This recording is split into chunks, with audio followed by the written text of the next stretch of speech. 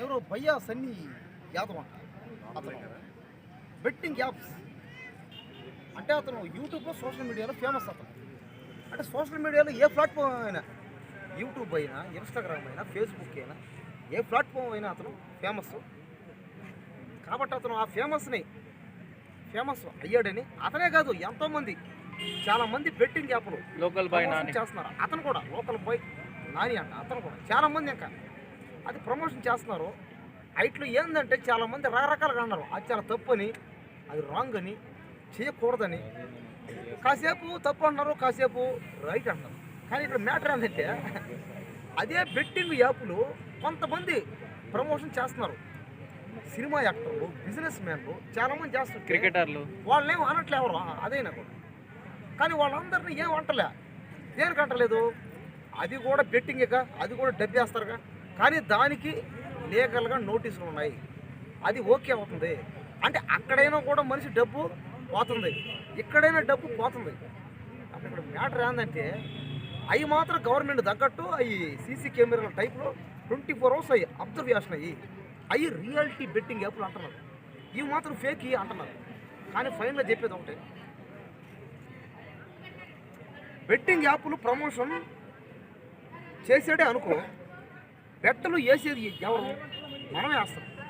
బెట్ట వేసే ముందు మనకు అర్థమవుతుంది క్లారిటీగా, అరే మన డబ్బు పోతుంది వస్తుంది, మరి వేయడం మందే తప్పు. కాబట్టి వాళ్ళని అరెస్ట్ చేయడం తప్పేది. ఎవరిని? బెట్టింగ్ యాప్లు ప్రమోషన్ చేసిన వాళ్ళని అరెస్ట్ చేయడం తప్పే. దేనికి? మీదుగా తోల. ఇప్పుడు సినిమా ఫీల్డ్ కూడా ఒకటే అంటుంది క్లారిటీగా, ఏమని? నచ్చితే సినిమా చూడు, లేకపోతే దొబ్బి అన్నారు అంతే. మొన్న ఆయన ఎవరు ప్రొడ్యూసర్, ఆయన పెద్ద ప్రొడ్యూసర్ ఎవరు, దిల్రాజు వాళ్ళ అల్లుడు అంటే ఎవరు, అతను పెట్టి ఒక సినిమా తీస్తే ఆ సినిమా బాగలేదు అంటే అతను అన్నాడు ఒకటే మాట, నచ్చితే చూడ దొబ్బి అన్నాడు అంతే. అదేవిధంగా బెట్టింగ్ యాప్ కూడా అలాగే అంటున్నాడు, ఆడితే దొబ్బి అన్నాడు. నువ్వు జలబట్టి మనం వేస్తున్నాం, సినిమా కూడా అలాగే పోతున్నాం దూలబట్టి. కాబట్టి ఏంటంటే బెట్టింగ్ యాప్లు ప్రమోషన్ చేయడం అది కరెక్ట్. అది చెప్పేవాడు ఏమని అంటాడు.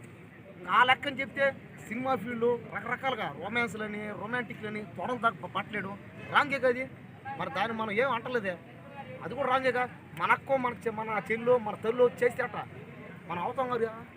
కాబట్టి ఏంటంటే బెట్టింగ్ యాప్లు ఏదైనా సరే ప్రమోట్ చేయడం రాంగే. కాబట్టి అన్ని బెట్టింగ్లు ఆపేయాలి. అప్పుడు నువ్వు వాళ్ళని బొక్కలు వేస్తే ఓకేది.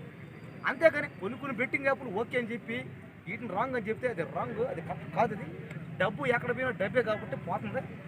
కాబట్టి ఏంటంటే ఏ బెట్టింగ్ యాప్ని ప్రమోషన్ చేయనివ్వకూడదు, అప్పుడు మాత్రమే వాళ్ళని జైల్లో పెట్టాలి.